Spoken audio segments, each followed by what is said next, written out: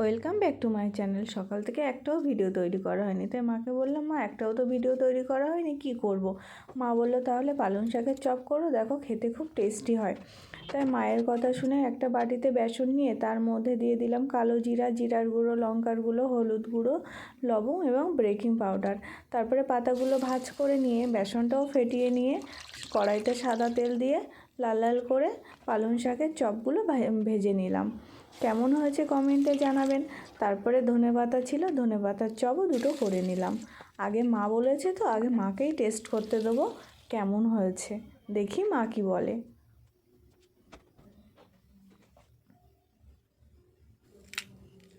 খুব মুসমুসে হয়েছে তো।